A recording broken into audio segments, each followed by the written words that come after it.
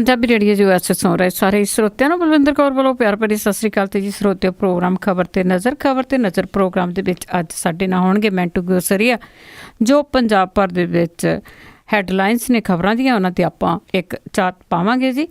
Punjabi radio USA ਦੇ ਇਸ programme ਨੂੰ ਸਪੋਂਸਰ ਕਰਦੇ ਨੇ ਜੀ ਸੂਬੇਦਾਰ ਸਰਜੀਤ ਸਿੰਘ ਜੀ ਖੰਗੂੜਾ ਤੇ ਪਰਿਵਾਰ, ਸੈਨੋਜ਼ੇ ਤੋਂ ਬਲਦੇਵ ਸਿੰਘ ਜੀ ਧਾਲੀਵਾਲ ਰੀਨਾ ਤੋਂ, ਖਾਲਸਾ ਇੰਸ਼ੋਰੈਂਸ ਏਜੰਸੀ ਵਾਲੇ ਜਿਨ੍ਹਾਂ ਦਾ ਫੋਨ ਨੰਬਰ 4082722500, ਸੈਨੋਜ਼ੇ ਤੋਂ ਗੁਰਦੀਪ ਸਿੰਘ ਬਿਰਦੀ ਕਲੋਵਸ ਤੋਂ, ਸਤਨਾਮ ਸਿੰਘ ਸ਼ੇਰਗਿੱਲ ਤੇ ਪਰਿਵਾਰ ਸਲਮਾ ਤੋਂ, ਰਿਸ਼ਪਾਲ ਕੌਰ ਖੰਗੂੜਾ ਤੇ ਪਰਿਵਾਰ ਬੇਕਸਫੀਲਡ, ਸਰਬਜੀਤ ਸਿੰਘ ਚੋਕੜ ਟਰਲਿਕ ਤੋਂ, ਨਵਜੋਤ ਕੌਰ ਕਲੋਟੀ ਤੇ ਪਰਿਵਾਰ ਜੁੱਬਾ ਸਿਟੀ ਤੋਂ, ਸੁਰਿੰਦਰ ਕੌਰ ਧਾਮੀ ਤੇ ਪਰਿਵਾਰ ਸੀਰਜ ਤੋਂ, ਸੋਢੀ ਸਿੰਘ ਜੀ ਸੈਕਰਾਮੈਂਟੋ ਤੋਂ। ਬਹੁਤ ਬਹੁਤ ਇਹਨਾਂ ਦੇ ਧੰਨਵਾਦੀ, ਇਹਨਾਂ ਨੇ ਪ੍ਰੋਗਰਾਮ ਨੂੰ ਸਪੋਂਸਰ ਕੀਤਾ ਜੀ। ਸਾਡੇ ਨਾਲ ਜੁੜ ਚੁੱਕੇ ਨੇ ਮੈਂਟੂ ਗੁਰਸਰੀਆ ਜੀ, ਸਤਿ ਸ਼੍ਰੀ ਅਕਾਲ, ਸਵਾਗਤ ਹੈ ਜੀ। ਸ਼ੁਕਰੀਆ ਜੀ, ਸਾਰਿਆਂ ਨੂੰ ਪਿਆਰ ਭਰੀ ਸਤਿ ਸ਼੍ਰੀ ਅਕਾਲ ਜੀ। ਅਤੇ ਜੀ ਅਸੀਂ ਅੱਜ ਦੀਆਂ ਜਿਹੜੀਆਂ ਪਹਿਲੀਆਂ ਖਬਰਾਂ ਹੈਗੀਆਂ, ਜਿਹੜਾ ਕਾਫੀ ਹੱਲਾ ਗੁੱਲਾ ਹੈਗਾ ਇਸ ਵੇਲੇ ਪੂਰੇ ਹਿੰਦੁਸਤਾਨ ਦੇ ਵਿੱਚ, ਪੰਜਾਬ ਦੇ ਵਿੱਚ ਜਿਹੜਾ ਇੱਕ ਅੱਤਵਾਦੀ ਹਮਲੇ ਦੀ ਗੱਲ ਹੋਈ ਹੈ ਜੀ। ਉਸ ਦੇ ਵਿੱਚ ਕਹਿੰਦੇ ਕੁਛ ਕੁ ਜਿਹੜੇ ਨੌਜਵਾਨ ਆ ਉਹ ਵੀ ਸ਼ਹੀਦ ਹੋ ਗਏ ਆ, ਕੁਛ ਅੱਤਵਾਦੀ ਆ ਉਹ ਵੀ ਮਾਰੇ ਗਏ ਆ, ਤੇ ਕੋਈ ਮੇਰੇ ਖਿਆਲ ਦੇ ਵਿੱਚ ਲੋਕਲ ਨੌਜਵਾਨ ਦੀ ਵੀ ਮੌਤ ਹੋ ਗਈ ਹੈ। ਹਾਂਜੀ, ਇਹ ਬੜਾ ਮੰਦਭਾਗਾ ਸਾਰਾ ਘਟਨਾਕ੍ਰਮ ਵਾਪਰਿਆ, ਖੂਨੀ ਜਿਹੜਾ ਕਾਂਡ ਹੋਇਆ। ਇਹਦੇ ਵਿੱਚ 5 ਅੱਤਵਾਦੀ ਮਾਰੇ ਗਏ ਸੀਗੇ। ਕੱਲ ਸਾਰਾ ਆਪਰੇਸ਼ਨ ਜਿਹੜਾ ਕੱਲ ਸ਼ਾਮ ਤੱਕ ਕੰਪਲੀਟ ਹੋ ਗਿਆ, ਪਰ ਅੱਜ ਸਵੇਰ ਤੋਂ ਫੇਰ ਸ਼ੁਰੂ ਕਰੇਗੀ ਜਿਹੜੀ ਭਾਰਤੀ ਸੈਨਾ ਹੈ ਉਹ ਸਰਚ ਉਸ ਇਲਾਕੇ ਦੀ ਫੇਰ ਹੋਏਗੀ। ਉਦੋਂ ਬਾਅਦ ਹੀ ਆਪਰੇਸ਼ਨ ਹੈ ਜਿਹੜਾ ਉਹ ਫੁੱਲੀ ਕੰਪਲੀਟ ਮੰਨਿਆ ਜਾਏਗਾ। ਪਰ ਕੱਲ ਤੱਕ 5 ਅੱਤਵਾਦੀ ਜਿਹੜੇ ਹਮਲਾਵਰ ਸੀ ਉਹ ਮਾਰੇ ਗਏ, ਔਰ ਉਸ ਤੋਂ ਇਲਾਵਾ 6 ਜਿਹੜੇ ਸੁਰੱਖਿਆ ਬਲਾਂ ਦੇ ਕਰਮਚਾਰੀ ਸੀਗੇ ਉਹ ਹਲਾਕ ਹੋ ਗਏ, ਔਰ ਇੱਕ ਸਿਵਿਲੀਅਨ ਦੇ ਮਾਰੇ ਜਾਣ ਦੀ ਖਬਰ ਹੈ। ਹੁਣ ਤੱਕ ਇੰਨੀਆਂ ਮੌਤਾਂ ਦੀ ਜਿਹੜੀ ਆ ਅਧਿਕਾਰਤ ਤੌਰ ਤੇ ਜਾਣਕਾਰੀ ਮਿਲ ਰਹੀ ਹੈ ਮੀਡੀਆ ਦੇ ਜ਼ਰੀਏ। ਇਹ ਹਮਲਾ ਉਸੇ ਤਰਜ਼ ਤੇ ਸੀਗਾ ਜੀ ਜਿਵੇਂ ਪਹਿਲਾਂ 27 ਜੁਲਾਈ ਨੂੰ ਵਾਪਰਿਆ ਸੀਗਾ, ਦੀਨਾਨਗਰ ਪੁਲਿਸ ਥਾਣੇ ਤੇ ਹਮਲਾ ਕੀਤਾ ਗਿਆ। ਬਿਲਕੁਲ ਉਹੀ ਰੂਟ ਸੀਗਾ ਅੱਤਵਾਦੀਆਂ ਦਾ, ਉਹੀ ਢੰਗ ਸੀਗਾ ਅੱਤਵਾਦੀਆਂ ਦਾ, ਫਦਾਇਨ ਹਮਲਾ ਸੀਗਾ। ਪਰ ਅਸੀਂ ਕੁਝ ਪਹਿਲੂ ਹੈ ਜਿਹੜੇ ਇਸ ਘਟਨਾ ਨਾਲ ਜੁੜੇ ਉਹ ਜ਼ਰੂਰ ਵਿਚਾਰਾਂਗੇ। ਪਹਿਲੀ ਗੱਲ ਤਾਂ ਇਹ ਹੈ ਜੀ ਕਿ 29 ਦਸੰਬਰ ਨੂੰ ਅਲਰਟ ਜਾਰੀ ਹੋ ਗਿਆ ਸੀ ਪੂਰੇ ਮੁਲਕ ਦੇ ਵਿੱਚ, 29 ਦਸੰਬਰ ਨੂੰ। ਤੇ ਇਹ ਜਿਹੜੀ ਖਬਰ ਸੀਗੀ ਉਹ ਸਾਰੇ ਅਖਬਾਰਾਂ ਚੈਨਲਾਂ ਨੇ ਵੀ ਦਿੱਤੀ ਸੀ ਕਿ ਸ਼ੁਰੂ ਦੇ ਵਿੱਚ ਸਾਲ ਦੇ 1 ਜਨਵਰੀ ਜਾਂ ਸਾਲ ਦੇ ਸ਼ੁਰੂ ਦੇ ਵਿੱਚ ਅੱਤਵਾਦੀ ਹਮਲਾ ਹੋ ਸਕਦਾ ਹੈ। ਕੱਲ ਪ੍ਰਕਾਸ਼ ਸਿੰਘ ਬਾਦਲ ਵੀ ਇਹ ਗੱਲ ਮੰਨੇ ਕਿ ਸਾਨੂੰ ਇਨਪੁਟ ਮਿਲੇ ਸੀ ਕਿ ਇਹੋ ਜਿਹਾ ਹਮਲਾ ਹੋ ਸਕਦਾ ਹੈ। ਤੇ ਵੈਸੇ ਕਮਾਲ ਦੀ ਗੱਲ ਹੈ ਕਿ ਉਹ ਕਹਿੰਦੇ ਜੀ ਕੋਈ ਨੁਕਸਾਨ ਨਹੀਂ ਹੋਇਆ ਜ਼ਿਆਦਾ, ਅਸੀਂ ਸੰਭਾਲ ਲਿਆ। ਇਹ ਇੰਨੀਆਂ ਜਾਨਾਂ ਗਈਆਂ ਚਲੀਆਂ, 6-7 ਜਾਨਾਂ ਗਈਆਂ ਚਲੀਆਂ, ਇਹਨੂੰ ਨੁਕਸਾਨ ਗਿਣਦੇ ਨਹੀਂ। ਸਾਡੇ ਮੁਲਕ ਦੇ ਵਿੱਚ ਜਿੰਨਾ ਚਿਰ 30-35 ਬੰਦੇ ਨਾ ਮਰਨ ਉਹਨਾਂ ਚਿਰ ਖਬਰ ਹੀ ਨਹੀਂ ਮੰਨਿਆ ਜਾਂਦਾ। ਤੇ ਦੂਜੇ ਪਾਸੇ ਮੋਦੀ ਦੇ ਮੰਤਰੀ ਉਹ ਵਧਾਈ ਦੇ ਰਹੇ ਸੀਗੇ ਜੀ ਸੁਰੱਖਿਆ ਬਲਾਂ ਨੂੰ ਕਿ ਤੁਸੀਂ ਵਧਾਈ ਦੇ ਪਾਤਰ ਹੋ, ਜਦ ਕਿ ਉਹਨਾਂ ਦੇ ਨਾਲ ਦੇ 6 ਜਾਣੇ ਹਲਾਕ ਹੋ ਗਏ। ਉਹ ਵਧਾਈ ਦੇ ਰਹੇ ਜੀ, ਤੁਸੀਂ ਬਹੁਤ ਵਧੀਆ ਕਰ ਲਿਆ, ਬਹੁਤ ਕਰ ਲਿਆ। ਯਾਨੀ ਜਿਹੜੇ ਪੋਲੀਟੀਕਲ ਨੇਤਾ ਨੇ ਜਿਹੜੇ ਅਹੁਦਿਆਂ ਤੇ ਬੈਠੇ ਆ, ਉਹਨਾਂ ਦਾ ਨਜ਼ਰੀਆ ਬਿਲਕੁਲ ਇਸ ਤਰ੍ਹਾਂ ਦਾ ਆ ਕਿ ਜਿਵੇਂ ਚੱਲਦਾ ਹੈ ਚੱਲੀ ਜਾਣ ਦਿਓ, ਕੋਈ ਸਬਕ ਨਹੀਂ ਹੈ। ਕਿਉਂਕਿ ਦੇਖੋ 27 ਜੁਲਾਈ ਨੂੰ ਜਿਹੜਾ ਹਮਲਾ ਹੋਇਆ ਸੀ, ਉਸ ਤੋਂ ਬਾਅਦ ਮੁੱਖ ਮੰਤਰੀ ਖੁਦ ਕਹਿੰਦਾ ਕਿ ਸਾਡੇ ਕੋਲ ਇਨਪੁਟਸ ਸਨ, ਤਾਂ ਫਿਰ ਵੀ ਪੰਜਾਬ ਦੇ ਵਿੱਚ ਏਡਾ ਵੱਡਾ ਹਮਲਾ ਹੋ ਗਿਆ ਕਿ ਤੁਹਾਡੇ ਕੋਲ ਅਲਰਟ ਸੀਗਾ, ਤੁਹਾਡੇ ਕੋਲ ਇਨਪੁਟਸ ਸੀ, ਪਰ ਤੁਸੀਂ ਫਿਰ ਵੀ ਉਸ ਹਮਲੇ ਨੂੰ ਰੋਕ ਨਹੀਂ ਸਕੇ। ਦੂਜੀ ਗੱਲ ਕਿ ਹਮਲੇ ਨੂੰ ਰੋਕਣਾ ਕੀ ਸੀ, ਇਹਨਾਂ ਦਾ ਆਪਣਾ SP ਅਗਵਾ ਹੋ ਗਿਆ। ਉਹਨੂੰ ਜਿਸ ਕਾਰ ਦੇ ਵਿੱਚ ਅਗਵਾ ਕੀਤਾ ਗਿਆ ਉਹੀ ਕਾਰ ਜਿਹੜੀ ਹੈ ਕਥਲੌਰ ਨਾਕੇ ਤੇ ਲੰਘ ਕੇ ਗਈ, ਉੱਥੇ ਪੁਲਿਸ ਵਾਲਿਆਂ ਨੇ ਹੱਥ ਹੀ ਨਹੀਂ ਦਿੱਤਾ। ਤੁਹਾਡੇ ਕੋਲ ਇਨਪੁਟਸ ਹੈ, ਤੁਸੀਂ ਅਲਰਟ ਤੇ ਹੋ, ਪਰ ਤੁਸੀਂ ਰਾਤ ਨੂੰ ਐਡੀ ਰਾਤ ਨੂੰ ਸਰਾਂ ਇਲਾਕੇ ਦੇ ਵਿੱਚੋਂ ਕਾਰ ਲੰਘਣ ਜਾਣ ਦਿੰਦੇ ਹੋ, ਤੁਸੀਂ ਰੋਕਦੇ ਨਹੀਂ, ਚੈਕਿੰਗ ਨਹੀਂ ਕਰਦੇ, ਤਾਂ ਫਿਰ ਤੁਹਾਡਾ ਅਲਰਟ ਕੀ ਹੈ? ਤੁਸੀਂ ਸਬਕ ਪਿਛਲੀਆਂ ਘਟਨਾਵਾਂ ਤੋਂ ਕੀ ਸਿੱਖਿਆ? ਔਰ ਤੀਸਰੀ ਗੱਲ ਕਿ SP ਨੇ ਜਦੋਂ ਦੱਸ ਦਿੱਤਾ ਸੀ ਉਸੇ ਟਾਈਮ ਜਦੋਂ ਉਹਨਾਂ ਦੇ ਚੁੰਗਲ ਚੋਂ ਛੁੱਟਿਆ, ਹਾਲਾਂਕਿ SP ਦੀਆਂ ਕੁਛ ਕਹਾਣੀਆਂ ਜਿਹੜੀਆਂ ਦੱਸੀਆਂ ਉਹ ਵੀ ਸ਼ੱਕ ਦੇ ਘੇਰੇ 'ਚ ਹੈ। SP ਨੇ ਦੱਸ ਵੀ ਦਿੱਤਾ, ਪੁਲਿਸ ਨੂੰ ਸੂਚਿਤ ਵੀ ਕਰ ਦਿੱਤਾ ਕਿ ਆਹ ਸਭ ਕੁਛ ਵਾਪਰ ਗਿਆ, ਪਰ ਬਾਵਜੂਦ ਇਸ ਦੇ ਪੁਲਿਸ ਨੇ SP ਦੀ ਆਪਦੀ SP ਦੀ ਕਹਾਣੀ ਨਹੀਂ ਮੰਨੀ। SP ਦੇ ਉਸ ਕਹੇ ਤੇ ਉਹਨਾਂ ਨੇ ਯਕੀਨ ਹੀ ਨਹੀਂ ਕੀਤਾ ਕਿ ਇਹ ਕਹਾਣੀ, ਇਹ ਘਟਨਾਕ੍ਰਮ ਇਸ ਤਰ੍ਹਾਂ ਵਾਪਰ ਸਕਦਾ। ਸੋ 11 ਵਜੇ ਭਾਰਤੀ ਸੈਨਾ ਨੇ ਖੁਦ ਪੰਜਾਬ ਪੁਲਿਸ ਨੂੰ ਪੇਸ਼ਕਸ਼ ਕੀਤੀ ਕਿ ਅਸੀਂ ਮਾਮਲਾ ਆਪਣੇ ਹੱਥਾਂ 'ਚ ਲੈ ਲੈਂਦੇ। ਇਹਨਾਂ ਨੇ ਕਿਹਾ ਕਿ ਨਹੀਂ, ਕੋਈ ਗੱਲ ਨਹੀਂ ਜੀ, ਕੋਈ ਇਸ ਤਰ੍ਹਾਂ ਦੀ ਗੱਲ ਨਹੀਂ, ਇਹ ਲੁੱਟ ਖੋਹ ਦੀ ਵਾਰਦਾਤ ਹੈ, ਇਹ ਤਸਕਰੀ ਦੀ ਵਾਰਦਾਤ ਹੈ। ਪੰਜਾਬ ਪੁਲਿਸ ਨੇ ਪੈਰਾਂ ਤੇ ਪਾਣੀ ਨਹੀਂ ਪੈਣ ਦਿੱਤਾ। ਠੀਕ ਉਸੇ ਤਰ੍ਹਾਂ ਦੀਨਾਨਗਰ 'ਚ ਵੀ ਸੈਨਾ ਨੇ, ਫੌਜ ਨੇ ਕਿਹਾ ਸੀ ਕਿ ਅਸੀਂ ਇਹ ਮੋਰਚਾ ਸੰਭਾਲਦੇ ਆ, ਪਰ ਪੰਜਾਬ ਪੁਲਿਸ ਨੇ ਬਹੁਤ ਦੇਰ ਬਾਅਦ ਉੱਥੇ ਸੈਨਾ ਨੂੰ ਮੋਰਚਾ ਸੰਭਾਲਣ ਦਿੱਤਾ ਸੀ। ਇੱਥੇ ਵੀ ਇਹ ਹੋਇਆ ਸ਼ਾਮ ਦੇ 5 ਵਜੇ ਜਦੋਂ ਇੰਟੈਲੀਜੈਂਸ ਨੇ ਜਿਹੜੀ ਉਹ SP ਦੇ ਫੋਨ ਤੋਂ ਕਾਲ ਕੀਤੀ ਸੀ, ਉਹ ਟਰੈਕ ਕਰਕੇ ਸੁਣੀ। ਜਦੋਂ ਗੱਲਬਾਤ ਉਹ ਸਾਰੀ ਕੱਢੀ ਤਾਂ ਪਤਾ ਲੱਗਿਆ ਕਿ ਅੱਤਵਾਦੀ ਸੀਗੇ ਉਹ, ਤੇ ਉਹਨਾਂ ਨੇ ਅੱਜ ਜਾਂਦਿਆਂ ਕਾਲ ਵੀ ਕੀਤੀ ਹੈ ਉਹਨਾਂ ਨੂੰ, ਉਧਰੋਂ ਹੁਕਮ ਵੀ ਹੋਇਆ, ਪੁੱਛਿਆ ਵੀ ਉਹਨਾਂ ਨੇ ਕਿ ਤੁਸੀਂ ਹਾਲੇ ਤੱਕ ਹਮਲਾ ਕੀਤਾ ਕਿਉਂ ਨਹੀਂ। ਜਦੋਂ ਇੰਨੀਆਂ ਸਾਰੀਆਂ ਜਾਣਕਾਰੀਆਂ ਜੁਟਾਈਆਂ ਗਈਆਂ, ਉਸ ਤੋਂ ਬਾਅਦ ਕਿਤੇ ਜਾ ਕੇ ਪੰਜਾਬ ਪੁਲਿਸ ਮੰਨੀ। 5 ਵਜੇ ਤੋਂ ਬਾਅਦ ਇਹਨਾਂ ਨੇ ਹੈਂਡਓਵਰ ਜਿਹੜੀ ਸਾਰੀ ਕਾਰਵਾਈ ਸੀਗੀ ਉਹ ਫੌਜ ਨੂੰ ਕੀਤੀ। ਪਰ ਉਦੋਂ ਤੱਕ ਜਿਹੜੇ ਉਹ ਅੱਤਵਾਦੀ ਸੀ, ਜਿਹੜੇ ਰੋਕੇ ਜਾ ਸਕਦੇ ਸੀ, ਜਿਹੜੇ ਅਹਿਮ ਟਿਕਾਣੇ ਆ ਉਸ ਇਲਾਕੇ ਦੇ ਵਿੱਚ ਜਿਨ੍ਹਾਂ ਨੂੰ ਸੀਲ ਕੀਤਾ ਜਾ ਸਕਦਾ ਸੀਗਾ, ਪਰ ਉਦੋਂ ਤੱਕ ਪੰਜਾਬ ਪੁਲਿਸ ਦੀ ਇਸ ਨਾਕਾਮੀ ਕਰਕੇ, ਇਸ ਜਿੱਦ ਕਰਕੇ ਕਿ ਅਸੀਂ ਆਪੇ ਕਰਾਂਗੇ, ਹੈਂਡਲ ਕਰਾਂਗੇ ਸਾਰੇ ਇਸ ਮਾਮਲੇ ਨੂੰ, ਉਦੋਂ ਤੱਕ ਅੱਤਵਾਦੀ ਜਿਹੜੇ ਸੀਗੇ ਉਹ ਏਅਰਬੇਸ ਸਟੇਸ਼ਨ ਦੇ ਬਿਲਕੁਲ ਨੇੜੇ ਆ ਕੇ ਜੰਗਲਾਂ ਦੇ ਵਿੱਚ ਲੁਕ ਗਏ। ਉਹਨਾਂ ਨੇ ਆਪਦਾ ਸਾਰਾ ਰੂਟ ਤਿਆਰ ਕਰ ਲਿਆ ਕਿ ਕਿੱਥੋਂ ਕਿੱਥੇ ਹਮਲਾ ਕਰਨਾ। ਉਹਨਾਂ ਨੂੰ ਟਾਈਮ ਮਿਲ ਗਿਆ, ਮੌਕਾ ਮਿਲ ਗਿਆ, ਔਰ ਅਲਰਟ ਹੋਣ ਦੇ ਬਾਵਜੂਦ, ਸਾਰੀਆਂ ਜਾਣਕਾਰੀਆਂ ਜੁਟਾਏ ਜਾਣ ਦੇ ਬਾਵਜੂਦ, NSG ਜਿਹੜੇ ਸਭ ਤੋਂ ਵੱਡੇ ਕਮਾਂਡੋ ਹੁੰਦੇ ਭਾਰਤ ਦੇ ਵਿੱਚ, ਉਸ ਏਅਰ ਬੇਸ ਤੇ ਪਹੁੰਚਣ ਦੇ ਬਾਵਜੂਦ ਅੱਤਵਾਦੀ ਫਿਰ ਏਅਰ ਸਟੇਸ਼ਨ ਦੇ ਵਿੱਚ ਦਾਖਲ ਹੋ ਜਾਂਦੇ ਆ। ਫਿਰ ਵੀ ਅਸੀਂ ਕਹਿੰਦੇ ਆ ਕਿ ਜੀ ਕੋਈ ਗੱਲ ਨਹੀਂ, ਸਮਾਂ ਰਹਿੰਦਿਆਂ ਜਿਹੜਾ ਸਭ ਕੁਝ ਸੰਭਾਲ ਲਿਆ ਗਿਆ, ਸਭ ਕੁਝ ਵਧੀਆ ਹੋ ਗਿਆ। ਵਧਾਈਆਂ ਵੀ ਦੇਈ ਜਾਂਦੇ ਮੰਤਰੀ, ਪਰ ਵਧਾਈਆਂ ਕਾਹਦੀਆਂ ਕਿ ਉਹ ਨਾ ਤੇ ਘੁਸਪੈਠ ਹੈ ਜਿਹੜੀ ਉਧਰੋਂ ਉਹ ਬੰਦ ਹੋਈ, ਨਾ ਇਹਨਾਂ ਦਾ ਕੋਈ ਅਲਰਟ ਕੰਮ ਕੀਤਾ, ਨਾ ਕੋਈ ਸੁਈਆ ਤੰਤਰ ਜਿਹੜਾ ਉਹ ਇਸ ਹਮਲੇ ਨੂੰ ਰੋਕਣ 'ਚ ਕਾਮਯਾਬ ਰਿਹਾ, ਨਾ ਜਿਹੜੇ ਉੱਥੇ ਏਅਰ ਬੇਸ ਸਟੇਸ਼ਨ ਤੇ ਮੌਜੂਦ ਸੀ ਸੁਰੱਖਿਆ ਕਰਮੀ, ਨਾ ਉਹਨਾਂ ਨੂੰ ਦਾਖਲ ਹੋਣ ਤੋਂ ਰੋਕ ਸਕੇ, ਨਾ ਹੀ ਜਾਨਾਂ ਬਚਾਈਆਂ ਜਾ ਸਕੀਆਂ ਜਿਹੜੀਆਂ ਕੀਮਤੀ ਜਾਨਾਂ ਸੀ।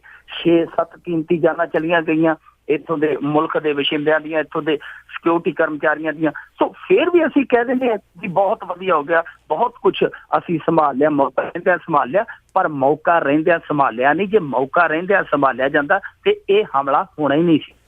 ਬਿਲਕੁਲ ਜੀ। ਪਤਾ ਨਹੀਂ ਇਹ ਖੁਫੀਆ ਏਜੰਸੀਆਂ ਕੀ ਕਰਦੀਆਂ ਜੇ। ਖੁਫੀਆ ਏਜੰਸੀਆਂ, ਤੁਸੀਂ ਪੁਲਿਸ ਦੀ ਗੱਲ ਕੀਤੀ ਆ, ਪੁਲਿਸ ਤੇ ਵਿਚਾਰੀ ਜਾਂ ਤੇ ਇਹਨਾਂ ਦੇ ਲੀਡਰਾਂ ਦੀਆਂ ਚਾਪਲੂਸੀਆਂ ਕਰਦੀ ਆ, ਤੇ ਜਾਂ ਫਿਰ ਜਿਹੜੇ ਡਰੱਗ ਡੀਲਰ ਆ ਉਹਨਾਂ ਦੀਆਂ ਚਾਪਲੂਸੀਆਂ ਕਰੀ ਜਾਂਦੀ ਆ। ਪੁਲਿਸ ਨੂੰ ਕੋਈ ਇਸ ਦੇ ਵਿੱਚ ਟਾਈਮ ਨਹੀਂ ਹੈਗਾ। ਇੱਥੇ ਇਸ ਮੁਲਕ ਦੀ ਸਭ ਤੋਂ ਵੱਡੀ ਜਿਹੜੀ ਬਦਕਿਸਮਤੀ ਉਹ ਹੈ ਜੀ ਕਿ ਇੱਥੇ ਜਵਾਬਦੇਹੀ ਨਹੀਂ ਹੈ। ਇੱਥੇ ਹੁਣ ਦੇਖੋ ਏਡਾ ਵੱਡਾ ਹਮਲਾ ਪਿਛਲੇ ਦੀਨਾਨਗਰ ਦਾ ਹੋਇਆ ਸੀਗਾ, ਉਹਦੀ ਜਾਂਚ ਹੀ ਨਹੀਂ ਹਜੇ ਤੱਕ ਮੁਕੰਮਲ ਹੋਈ। ਇਹ ਨਹੀਂ ਪਤਾ ਲਾ ਸਕੇ ਕੌਣ ਸੀ, ਕਿੱਥੋਂ ਆਏ ਸੀ, ਉਹਨਾਂ ਦੀ ਪੂਰੀ ਉਹ ਸ਼ਨਾਖਤ ਹੀ ਨਹੀਂ ਲੱਭ ਸਕੇ ਅੱਜ ਤੱਕ।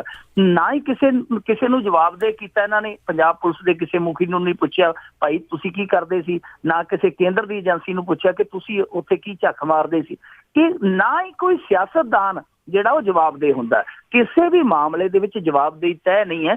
ਇਸੇ ਕਰਕੇ ਉਹ ਸਾਰੇ ਜਿਹੜੇ ਢਿੱਲੇ ਪੈ ਜਾਂਦੇ। ਹੁਣ ਵੀ ਪੰਜਾਬ ਦੇ ਵਿੱਚ ਚੈਕਿੰਗ ਹੋਏਗੀ, ਥਾਂ ਨਾਕੇ ਲੱਗਣਗੇ। 2 ਦਿਨਾਂ ਬਾਅਦ ਤੁਸੀਂ ਆ ਜਾਓ, ਭਾਵੇਂ ਇੱਥੇ ਰਾਕਟ ਲਾਂਚਰ ਲੈ ਕੇ ਲੰਘ ਜਾਓ, ਕਿਸੇ ਦੇ ਰਾਤ ਨੂੰ ਤੁਹਾਨੂੰ ਪੁੱਛਣਾ ਹੀ ਨਹੀਂ। ਬਿਲਕੁਲ ਜੀ। ਆਮ ਲੋਕਾਂ ਦੇ ਲਈ ਨਾਕੇ ਹੈਗੇ ਆ, ਪਰ ਇਸ ਤਰ੍ਹਾਂ ਦੇ ਖਾਸ ਲਈ ਕੋਈ ਨਹੀਂ ਗੇ। ਤਾਂ ਅੱਗੇ ਆਪਾਂ ਗੱਲ ਕਰਦੇ ਹਾਂ ਕਿ 5 ਪਿਆਰਿਆਂ ਦਾ ਇਹ ਜਿਹੜਾ ਰੇੜਕਾ ਆ, ਸ਼੍ਰੋਮਣੀ ਗੁਰਦੁਆਰਾ ਪ੍ਰਬੰਧਕ ਕਮੇਟੀ ਦਾ ਕਾਫੀ ਚਿਰ ਤੋਂ ਜਿਹੜਾ ਇਹ ਚੱਲ ਰਿਹਾ ਆ, ਤੇ ਹੁਣ 5 ਪਿਆਰਿਆਂ ਨੇ ਜਿਹੜਾ ਸੰਗਤ ਨੂੰ ਸੱਦਾ ਦਿੱਤਾ ਹੈ ਕਿ ਜਥੇਦਾਰਾਂ ਦੇ ਬਾਈਕਾਟ ਕਰਨ ਦਾ। ਉਸ ਕੀ ਪ੍ਰਤੀਕਰਮ ਨੇ ਪੰਜਾਬ ਦੇ ਵਿੱਚ? ਦੁਬਿਧਾ ਜਿਹੜੀ ਹੈ ਜੀ ਉਹ ਵੱਡੀ ਹੋ ਰਹੀ ਹੈ ਦਿਨੋਂ ਦਿਨ। ਜਿਹੜੀ ਪੰਥਕ ਸੰਕਟ ਦੇ ਵਿੱਚ ਦੁਬਿਧਾ ਸੀਗੀ ਉਹ ਸ਼ੁਰੂ ਤੋਂ ਲੈ ਕੇ, ਜਿਵੇਂ ਆ 6-7 ਮਹੀਨੇ ਗੁਜ਼ਰੇ ਨੇ, ਇਹਨਾਂ ਦੇ ਵਿੱਚ ਸ਼ੁਰੂ ਤੋਂ ਲੈ ਕੇ ਜਿਹੜੀ ਦੁਬਿਧਾ ਉਹ ਵੱਡੀ ਹੁੰਦੀ ਜਾ ਰਹੀ ਹੈ, ਵੱਡਾ ਰੂਪ ਲੈਂਦੀ ਜਾ ਰਹੀ ਹੈ, ਵੱਧਕਾਰੀ ਹੁੰਦੀ ਜਾਂਦੀ ਹੈ। ਹੁਣ ਇੱਕ ਵਾਰ ਫੇਰ ਹੈ ਜਿਹੜੀ ਉਹ ਦੁਬਿਧਾ ਜਿਹੜੀ ਬੜੀ ਵੱਡੀ ਹੈ, ਕਿਉਂਕਿ ਪਹਿਲਾਂ ਤੇ ਇਹਨਾਂ ਨੇ 5 ਪਿਆਰਿਆਂ ਨੇ ਜਿਹੜੇ ਸੀਗੇ ਜਥੇਦਾਰ, ਉਹਨਾਂ ਨੂੰ ਬਰਖਾਸਤ ਕਰਨ ਦੀ ਗੁਰਮਤਾ ਪਾਇਆ ਸੀਗਾ। ਉਸ ਤੋਂ ਬਾਅਦ SGPC ਕਮੇਟੀ ਨੇ ਉਹਨਾਂ ਨੂੰ ਮੁਅੱਤਲ ਕਰ ਦਿੱਤਾ ਸੀ। ਫਿਰ ਉਹਨਾਂ ਦੀ ਰੱਦ ਹੋਈ ਬਦਲੀ। ਫਿਰ ਉਹਨਾਂ ਨੂੰ ਬਦਲ ਦਿੱਤਾ ਗਿਆ, ਉੱਥੋਂ ਤਬਦੀਲ ਕਰ ਦਿੱਤਾ ਗਿਆ ਕਿ ਤੁਸੀਂ ਹੋਰ ਕਿਤੇ ਜਾ ਕੇ ਸੇਵਾਵਾਂ ਨਿਭਾਓ। ਉਹਨਾਂ ਨੇ ਮੰਨਣ ਤੋਂ ਇਨਕਾਰ ਕਰ ਦਿੱਤਾ। ਫਿਰ ਉਹਨਾਂ ਨੇ ਜਿਹੜਾ ਸੀਗਾ ਇਹਨਾਂ ਨੂੰ ਬਰਖਾਸਤ ਕਰਨ ਦੀ ਜਥੇਦਾਰਾਂ ਨੂੰ ਬਰਖਾਸਤ ਕਰਨ ਲਈ ਇੱਕ ਆਦੇਸ਼ ਜਾਰੀ ਕਰ ਦਿੱਤੇ। SGPC ਨੇ ਹੰਗਾਮੀ ਮੀਟਿੰਗ ਕਰਕੇ ਉਹਨਾਂ ਨੂੰ ਮੁਅੱਤਲ ਕਰ ਦਿੱਤਾ। ਮੁਅੱਤਲ ਕਰਨ ਦੇ ਬਾਵਜੂਦ ਕੱਲ 5 ਪਿਆਰੇ ਆ ਜਿਹੜੇ ਉਹ ਇਹ ਗੁਰਮਤਾ ਦੇ ਗਏ ਕਿ ਤੁਸੀਂ ਇਹਨਾਂ ਜਥੇਦਾਰਾਂ ਦਾ ਸਮਾਜਿਕ ਬਾਈਕਾਟ ਕਰ ਦਿਓ। ਹੁਣ ਆਪਣੇ ਆਪ ਦੇ ਵਿੱਚ ਸਵਾਲ ਹੈ ਜੀ ਕਿ ਜੇਕਰ SGPC ਕਮੇਟੀ ਨੇ ਉਹਨਾਂ ਨੂੰ ਬਰਖਾਸਤ ਕੀਤਾ ਹੈ ਤਾਂ ਫਿਰ ਉਹ ਜਿਹੜੇ ਆ ਗੁਰਮਤੇ ਆ ਉਹ ਕਿਸ ਸੰਦਰਭ ਦੇ ਵਿੱਚ ਲੋਕ ਦੇਖਣਗੇ, ਕਿਹਨੂੰ ਸਹੀ ਮੰਨਣਗੇ? ਹੁਣ ਕਮੇਟੀ ਨੂੰ SGPC ਨੂੰ ਲੋਕ ਮੰਨਣਗੇ ਜਾਂ 5 ਪਿਆਰਿਆਂ ਨੂੰ ਮੰਨਣਗੇ? ਦੋਵਾਂ ਚੋਂ ਇੱਕ ਧਿਰ ਹੈ ਜਿਹੜੀ ਉਹ ਨਕਾਰੀ ਜਾਏਗੀ। ਦੂਸਰੇ ਪਾਸੇ ਜੇ ਗੱਲ ਕਰੀਏ, ਕੱਲ 5 ਪਿਆਰਿਆਂ ਨੇ ਜਿਸ ਹਿਸਾਬ ਨਾਲ ਇਹ ਸੰਦੇਸ਼ ਇਹ ਗੁਰਮਤਾ ਪੜ੍ਹਿਆ ਉਹ ਵੀ ਆਪਣੇ ਆਪ ਦੇ ਵਿੱਚ ਇੱਕ ਸਵਾਲ ਹੈ, ਇੱਕ ਪ੍ਰਸ਼ਨ ਹੈ ਕਿ ਉੱਥੇ ਹੋ ਕੀ ਰਿਹਾ। ਇਹਨਾਂ ਤੇ ਸ਼ੁਰੂ ਤੋਂ ਕੱਲ ਸਵੇਰ ਤੋਂ ਹੀ ਪੁਲਿਸ ਦੀ ਨਿਗਰਾਨੀ ਲਾ ਦਿੱਤੀ ਗਈ। ਜਿਹੜੇ ਸਤਨਾਮ ਸਿੰਘ ਖੰਡਾ ਜੀ ਹੈ ਉਹਨਾਂ ਨੂੰ ਬੀਬੇ ਨਾਨਕੀ ਨਿਵਾਸ ਦੇ ਵਿੱਚ ਨਜ਼ਰਬੰਦ ਕਰ ਲਿਆ ਗਿਆ। 12 ਵਜੇ ਪੱਤਰਕਾਰ ਗਏ ਉੱਥੇ, ਉਹਨਾਂ ਨੂੰ ਲੱਭਦੇ ਜਦੋਂ ਪੱਤਰਕਾਰਾਂ ਨੇ ਜਾ ਕੇ ਉੱਥੇ ਆਪਣਾ ਦਿਖਾਇਆ ਜੋ ਵੀ ਜਲਵਾ ਹੁੰਦਾ ਪੱਤਰਕਾਰੀ ਦਾ, ਉਸ ਤੋਂ ਬਾਅਦ ਪੁਲਿਸ ਥੋੜੀ ਜਿਹੀ ਢਿੱਲੀ ਪਈ ਤੇ ਸਤਨਾਮ ਸਿੰਘ ਖੰਡਾ ਕਿਸੇ ਮੋਟਰਸਾਈਕਲ ਤੇ ਚੜ੍ਹ ਕੇ ਉੱਥੋਂ ਨਿਕਲ ਕੇ ਤੇ ਫਿਰ ਜਾ ਕੇ ਉਹਨਾਂ ਨੇ ਬਜਾਏ ਅਕਾਲ ਤਖਤ ਦੇ ਜਿਹੜਾ ਗੁਰਦੁਆਰਾ ਅੰਗੀਠਾ ਸਾਹਿਬ ਹੈ ਉੱਥੇ ਜਾ ਕੇ ਇਹ ਗੁਰਮਤਾ ਪੜ੍ਹ ਦਿੱਤਾ, ਜਿਹਦੇ ਚ ਉਹਨਾਂ ਨੇ ਕਿਹਾ ਕਿ ਅਕਾਲ ਤਖਤ ਤੋਂ ਜਿਹੜੇ ਹੁਣ ਫੈਸਲੇ ਲਏ ਜਾਂਦੇ ਆ ਉਹ ਜਿਹੜੇ ਆ ਉਹ ਨੁਕਸਾਨਦੇਹ ਆ, ਇਸ ਕਰਕੇ ਸਿਰ ਜੋੜ ਕੇ ਕੌਮ ਵਿਚਾਰ ਕਰੇ। ਦੂਜਾ ਉਹਨਾਂ ਨੇ ਕਿਹਾ ਕਿ ਇਹਨਾਂ ਜਥੇਦਾਰਾਂ ਦਾ ਸਮਾਜਿਕ ਬਾਈਕਾਟ ਕਰ ਦਿੱਤਾ ਜਾਵੇ। ਤੀਜੀ ਗੱਲ ਉਹਨਾਂ ਨੇ ਇਹ ਕਹੀ ਕਿ ਮੁੱਖ ਸਕੱਤਰ ਹਰਚਰਨ ਸਿੰਘ ਤੇ ਜਿਹੜੇ ਅਵਤਾਰ ਸਿੰਘ ਮੱਕੜ ਹੈ ਇਹ ਦੋਵੇਂ ਦੋਸ਼ੀ ਨੇ। ਇਹਨਾਂ ਨੇ ਜਿਹੜੇ 5 ਪਿਆਰਿਆਂ ਦਾ ਹੁਕਮ ਨਹੀਂ ਮੰਨਿਆ, ਇਸ ਲਈ ਜਿਹੜੀ ਕੌਮ ਹੈ ਉਹ ਖੁਦ ਹੀ ਇਹਨਾਂ ਦੀ ਸਜ਼ਾ ਤੈਅ ਕਰੇ। 3 ਚੀਜ਼ਾਂ ਉਹਨਾਂ ਨੇ ਕਹੀਆਂ ਨੇ। ਹੁਣ ਆਪਣੇ ਆਪ ਦੇ ਵਿੱਚ ਸਵਾਲ ਹੈ ਜੀ ਕਿ ਅੱਜ 5 ਪਿਆਰੇ ਜਿਨ੍ਹਾਂ ਨੂੰ ਬਰਖਾਸਤ ਵੀ ਕਰ ਦਿੱਤਾ ਗਿਆ ਕਮੇਟੀ ਵੱਲੋਂ, ਉਹ ਜਿਹੜੇ ਆਪਣੇ ਡੋਲ ਡਿੱਗਿਆ। ਵੈਸੇ ਇਸ ਗੱਲ ਦੇ ਵਿੱਚ ਵੀ ਥੋੜਾ ਜਿਹਾ ਕੱਲ ਸ਼ੱਕ ਪ੍ਰਗਟਾਇਆ ਗਿਆ ਕਿ ਜਿਸ ਤਰੀਕੇ ਨਾਲ ਪਹਿਲਾਂ ਗਰਮੀ ਦੇ ਵਿੱਚ ਗਰਮਜੋਸ਼ੀ ਦੇ ਵਿੱਚ ਜਥੇਦਾਰਾਂ ਨੇ ਕਿਹਾ ਸੀ 5 ਪਿਆਰਿਆਂ ਨੇ ਕਿਹਾ ਸੀ ਕਿ ਅਸੀਂ ਕੋਈ ਵੱਡਾ ਇਤਿਹਾਸਕ ਫੈਸਲਾ ਲੈਣ ਜਾ ਰਹੇ ਹਾਂ, ਤਾਂ ਜਿਹੜਾ ਕੱਲ ਫੈਸਲਾ ਲਿਆ ਗਿਆ, ਜੋ ਦਾਅਵਾ ਕੀਤਾ ਗਿਆ ਸੀ ਵੱਡਾ ਇਤਿਹਾਸਕ ਫੈਸਲਾ ਲੈਣ ਦਾ, ਉਹਦੇ ਤੋਂ ਕਾਫੀ ਪਰੇ ਰਹਿ ਗਿਆ। ਕਿਉਂਕਿ ਉਮੀਦ ਇਹ ਕੀਤੀ ਜਾਂਦੀ ਸੀਗੀ ਕਿ ਇਹ ਤਲਬ ਕਰਨਗੇ 5 ਪਿਆਰਿਆਂ ਦੇ ਅੱਗੇ ਜਿਹੜੀ ਅੰਤਰਿਮ ਕਮੇਟੀ ਆ ਉਹਨੂੰ ਜਾਂ SGPC ਕਮੇਟੀ ਦੇ ਪ੍ਰਧਾਨ ਨੂੰ, ਪਰ ਇਹੋ ਜਿਹਾ ਨਹੀਂ ਵਾਪਰਿਆ। ਇਹਨਾਂ ਨੇ ਸ਼ਾਇਦ ਥੋੜਾ ਜਿਹਾ ਸੋਚ ਕੇ ਚੱਲਣ ਦਾ ਫੈਸਲਾ ਲਿਆ ਤੇ ਸੋਚ ਕੇ ਚੱਲਣ ਦੇ ਫੈਸਲੇ ਪਿੱਛੇ ਕੋਈ ਸਿਆਸੀ ਪ੍ਰਭਾਵ ਵੀ ਮੰਨਿਆ ਜਾ ਰਿਹਾ। ਦੂਜੀ ਗੱਲ ਹੁਣ ਜਿਹੜੀ ਸਭ ਤੋਂ ਅਹਿਮ ਹੈ ਕਿ ਇਹ ਜਿਹੜੀ ਲੜਾਈ ਹੈ ਇਹ ਜਿਹੜੀ ਪਾਟੋ ਧਾਪ ਚੱਲਦੀ ਪਈ ਹੈ, ਇਹ ਅੱਗੇ ਕਿੱਥੋਂ ਤੱਕ ਚੱਲੇਗੀ? ਕਿ 5 ਪਿਆਰੇ ਆ ਜਿਹੜੇ ਉਹਨਾਂ ਦੇ ਹੁਕਮਾਂ ਨੂੰ ਲੋਕ ਮੰਨਣਗੇ ਜਾਂ SGPC ਕਮੇਟੀ ਦੇ ਉਸ ਹੁਕਮ ਨੂੰ ਮੰਨਣਗੇ ਜਿਨ੍ਹਾਂ ਦੇ ਤਹਿਤ ਉਹਨਾਂ ਨੇ ਇਹਨਾਂ ਨੂੰ ਬਰਖਾਸਤ ਕੀਤਾ ਹੋਇਆ? ਪਹਿਲੀ ਗੱਲ ਤੇ ਇਹ ਹੈ। ਤੇ ਦੂਜੀ ਗੱਲ ਇਹ ਹੈ ਕਿ ਜੇਕਰ ਇਹ 5 ਪਿਆਰੇ ਇਹ ਫੈਸਲਾ ਦੇ ਸਕਦੇ ਆ ਤੇ ਕੱਲ ਨੂੰ ਕੋਈ ਹੋਰ ਤਖਤ ਤੋਂ 5 ਪਿਆਰੇ ਉੱਠ ਕੇ ਕੋਈ ਇਹਨਾਂ ਦੇ ਵਿਰੁੱਧ ਫੈਸਲਾ ਨਾ ਦੇ ਦੇਣ। ਸੋ ਅੱਗੇ ਤਖਤੋਂ ਤਖਤੀ ਹੁੰਦੇ ਸੀ, ਕਿਤੇ ਹੁਣ ਮੁਅੱਤਲੀ ਨਾ ਹੋ ਜਾਣ, ਤੇ ਇਹ ਇੱਕ ਡਰ ਹੈ। ਦੂਜੀ ਗੱਲ ਇਹ ਹੈ ਕਿ ਜਿਹੜੇ ਜਥੇਦਾਰ ਹੈ, ਮੈਨੂੰ ਨਹੀਂ ਲੱਗਦਾ ਕਿ ਸਮਾਜਿਕ ਬਾਈਕਾਟਾਂ ਦਾ ਕੋਈ ਉਹਨਾਂ ਤੇ ਪ੍ਰਭਾਵ ਪਵੇਗਾ। ਜਿੰਨਾ ਚਿਰ ਉਹ ਅਕਾਲੀਆਂ ਦੇ ਜਥੇਦਾਰ ਹੈ ਉਹਨਾਂ ਚਿਰ ਉਹਨਾਂ ਜਥੇਦਾਰ ਹੀ ਰਹਿਣਾ। ਭਾਵੇਂ ਜਿੰਨੇ ਮਰਜ਼ੀ ਬਾਈਕਾਟ ਕਰ ਲਓ, ਜਿੰਨੇ ਮਰਜ਼ੀ ਉਹਨਾਂ ਨੂੰ ਟਕੋਰਾਂ ਲਾ ਲਓ, ਉਹ ਉਹਨਾਂ ਚਿਰ ਅਹੁਦੇ ਉਹ ਨਹੀਂ ਜਾਣਗੇ ਜਿੰਨਾ ਚਿਰ ਉਹ ਅਕਾਲੀਆਂ ਦੇ ਜਥੇਦਾਰ ਹੈ। ਜੀ ਬਿਲਕੁਲ ਇਹ ਗੱਲ ਸਹੀ ਹੈ ਕਿ ਜਿਹੜਾ ਐਡਾ ਉੱਚਾ ਰੁਤਬਾ ਸੀਗਾ ਉਹ ਉਸ ਦੀ ਜਿਹੜੀ ਆ ਗਵਾ ਦਿੱਤੀ ਹੈ, ਪਹਿਚਾਣ ਵੀ ਗਵਾ ਦਿੱਤੀ ਹੈ ਇਹਨਾਂ ਜਥੇਦਾਰਾਂ ਨੇ। ਤੇ ਅੱਗੇ ਆਪਾਂ ਗੱਲ ਕਰਦੇ ਹਾਂ ਜੀ ਸੰਗਤ ਦਰਸ਼ਨ ਦੀ। ਕਹਿੰਦੇ ਕਿ ਅਕਾਲੀਆਂ ਦਾ ਇੱਕ ਸਪੀਕਰ ਆ ਜਿਹੜਾ ਉਹ ਸੰਗਤ ਦਰਸ਼ਨ ਗਿਆ ਤੇ ਲੋਕਾਂ ਨੇ ਖਰੀਆਂ ਸੁਣਾਈਆਂ ਉਹਨੂੰ। ਜੀ ਵਿਧਾਨ ਸਭਾ ਦੇ ਸਪੀਕਰ ਨੇ ਜੀ ਚਰਨਜੀਤ ਸਿੰਘ ਅਟਵਾਲ ਜੀ, ਤੇ ਪਾਇਲ ਇਲਾਕੇ ਤੋਂ ਇਹ MLA ਵੀ ਹੈ। ਆਪਣੇ ਇਲਾਕੇ ਦੇ ਵਿੱਚ ਇਹਨਾਂ ਨੇ ਸੰਗਤ ਦਰਸ਼ਨ ਰੱਖਿਆ ਸੀ ਤੇ ਆਪਣੇ ਇਲਾਕੇ ਦੇ ਲੋਕਾਂ ਨੇ ਹੀ ਇਹਨਾਂ ਨੂੰ ਸੰਗਤ ਦਰਸ਼ਨ ਦੇ ਵਿੱਚ ਰੰਗਤ ਵਿਖਾ ਦਿੱਤੀ ਕਿ ਕਿਹੋ ਜਿਹੇ ਕੰਮ ਹੁੰਦੇ ਆ। ਔਰ ਕਮਾਲ ਦੀ ਗੱਲ ਇਹ ਹੈ ਜੀ ਕਿ ਜਿਹੜੇ ਇਹਨਾਂ ਦੇ ਨਾਲ ਬੈਠੇ ਸੀ SS ਬੋਰਡ ਦੇ ਚੇਅਰਮੈਨ ਸੰਤਾ ਸਿੰਘ ਉਮੇਦਪੁਰੀ, ਉਹ ਹੀ ਜਿਹੜੇ ਘਿਰ ਗਏ ਵਿਚਾਰੇ, ਕਿਉਂਕਿ ਕੋਈ ਸੱਜਣ ਆਇਆ ਉੱਥੇ ਉਹਨੇ ਅਟਵਾਲ ਸਾਹਿਬ ਹੋਰਾਂ ਦੇ ਸਾਹਮਣੇ ਕਿਹਾ ਜੀ ਕਿ ਟੈਸਟ ਸਾਡੀ ਗੁੱਡੀ ਨੇ ਪਾਸ ਕੀਤਾ ਸੀ, ਨੰਬਰ ਸਾਡੀ ਗੁੱਡੀ ਦੇ ਚੰਗੇ ਸੀ, ਪਰ ਨੌਕਰੀ ਹੈ ਜਿਹੜੀ SS ਬੋਰਡ ਦੇ ਚੇਅਰਮੈਨ ਦੀ ਭਤੀਜੀ ਨੂੰ ਦੇ ਦਿੱਤੀ ਗਈ, ਜਾਨੀ ਸੰਤਾ ਸਿੰਘ ਉਮੇਦਪੁਰ ਦੀ ਭਤੀਜੀ ਨੂੰ। ਉਹ ਕਹਿੰਦੇ ਜੀ ਕਿ ਇਹਦੀ ਭਤੀਜੀ ਦੀ ਪੜ੍ਹਾਈ ਕਿਹੋ ਜਿਹੀ ਸੀ ਉਹ ਸਾਡੀ ਗੁੱਡੀ ਨਹੀਂ, ਸਾਰੀਆਂ ਗੁੱਡੀਆਂ ਹੀ ਨਾਲ ਦੱਸ ਸਕਦੀਆਂ ਕਿ ਉਹਦੀ ਪੜ੍ਹਾਈ ਕਿਹੋ ਜਿਹੀ ਸੀ ਤੇ ਇਹਦੀ ਪੜ੍ਹਾਈ ਕਿਹੋ ਜਿਹੀ ਸੀ। ਤੁਸੀਂ ਜਾ ਕੇ ਸਕੂਲ 'ਚੋਂ ਪਤਾ ਕਰ ਲਓ, ਉਹਨਾਂ ਦੀ ਮਾਰਕਸ਼ੀਟ ਤੋਂ ਪਤਾ ਕਰ ਲਓ। ਜਦੋਂ ਆਪਣੇ ਆਪ ਨੂੰ ਘਿਰਿਆ ਵੇਖਿਆ ਅਟਵਾਲ ਸਾਹਿਬ ਨੇ ਤੇ ਨਾਲ ਦੀ ਨਾਲ ਹੀ ਕਹਿ ਦਿੱਤਾ ਜੀ ਤੁਸੀਂ ਇਹਨਾਂ ਦੇ ਨਾਲ ਹੀ ਗੱਲ ਕਰ ਲਓ। ਤੇ ਸੰਤਾ ਸਿੰਘ ਉਮੇਦਪੁਰੀ ਹੋਰਾਂ ਨੇ ਕਿਹਾ ਕਿ ਨਹੀਂ ਜੀ ਤੁਹਾਡੇ ਕੋਲ RTI ਹੈ, ਤੁਸੀਂ ਕੋਈ ਸੂਚਨਾ ਮੰਗ ਕੇ ਚੈੱਕ ਕਰ ਸਕਦੇ ਹੋ ਕਿ ਮੈਰਿਟ ਕਿਵੇਂ ਦੀ ਹੈ, ਤੁਸੀਂ ਜੋ ਵੀ ਤੁਹਾਨੂੰ ਜਿੱਥੇ ਸ਼ੱਕ ਸੰਸਾ ਹੈ ਤੁਸੀਂ ਉਸ ਚੀਜ਼ ਦੀ ਸੂਚਨਾ ਲੈ ਕੇ ਦੇਖ ਸਕਦੇ ਹੋ। ਨੌਕਰੀ ਹੈ ਜਿਹੜੀ ਮੈਰਿਟ ਦੇ ਆਧਾਰ ਤੇ ਦਿੱਤੀ ਗਈ ਹੈ, ਨਾ ਕਿ ਰਿਸ਼ਤੇਦਾਰੀ ਵੇਖ ਕੇ। ਪਰ ਜਿਹੜੀਆਂ ਮੈਰਿਟ ਹੈ ਜੀ ਉਹ ਤੇ ਰਿਸ਼ਤੇਦਾਰੀਆਂ ਵੇਖ ਕੇ ਬਣਦੀਆਂ, ਇਹਦੇ ਵਿੱਚ ਕੋਈ ਹੈ ਨਹੀਂ ਲੁਕਾ। ਦੂਜੇ ਪਾਸੇ ਇੱਕ ਹੋਰ ਸੱਜਣ ਆਇਆ, ਉਹ ਅਟਵਾਲ ਸਾਹਿਬ ਨੂੰ ਕਹਿੰਦਾ ਜੀ ਕਿ ਮੇਰੀ ਲੜਕੀ ਦਾ ਵਿਆਹ ਹੋਇਆ ਸੀ ਤੇ ਹੁਣ ਤੇ ਮੇਰੀ ਦੋਹਤੀ ਵੀ ਸੁੱਖ ਨਾਲ ਤੁਰਨ ਲੱਗ ਪਈ ਹੈ, ਪਰ ਜਿਹੜੇ ਤੁਸੀਂ ਸ਼ਗਨ ਸਕੀਮ ਦਾ ਸ਼ਗਨ ਪਾਉਣਾ ਸੀ ਹਾਲੇ ਤੱਕ ਉਹ ਨਹੀਂ ਆਇਆ, ਪਤਾ ਨਹੀਂ ਕਿਹੜੇ ਰਕਸ਼ੇ ਤੇ ਤੁਸੀਂ ਘੱਲਿਆ, ਹਾਲੇ ਤੱਕ ਉਹ ਰਕਸ਼ਾ ਸਾਡੇ ਘਰ ਨਹੀਂ ਲੱਗਾ। ਸੋ ਇਹੋ ਜਿਹੇ ਸਵਾਲ ਜਿਹੜੇ ਸੰਗਤ ਦਰਸ਼ਨ 'ਚ ਸੁਣਨ ਨੂੰ ਮਿਲੇ। ਸੰਗਤ ਦਰਸ਼ਨ ਦਾ ਜਿਹੜਾ ਅਸਲੀ ਮਜ਼ਾ ਇਸੇ ਤਰ੍ਹਾਂ ਹੀ ਆਉਂਦਾ ਜੀ ਕਿ ਜਿਹੜੀਆਂ ਸੰਗਤਾਂ ਖੁੱਲ੍ਹ ਕੇ ਅੱਗੇ ਆਉਣ, ਫੇਰ ਹੀ ਪਤਾ ਲੱਗਦਾ ਜੀ ਕਿ ਸੰਗਤਾਂ ਕਿੰਨੀਆਂ ਕੁ ਖੁਸ਼ਹਾਲ ਆ। ਬਿਲਕੁਲ ਜੀ, ਜਿਹੜੀ ਇਹ ਸਗਨ ਸਕੀਮ ਸੀ ਉਹ ਤਾਂ ਇਹਨੀ ਘਰੇ ਪਾ ਲਏ ਆ, ਬਾਹਰ ਤੇ ਗਏ ਹੀ ਨਹੀਂ।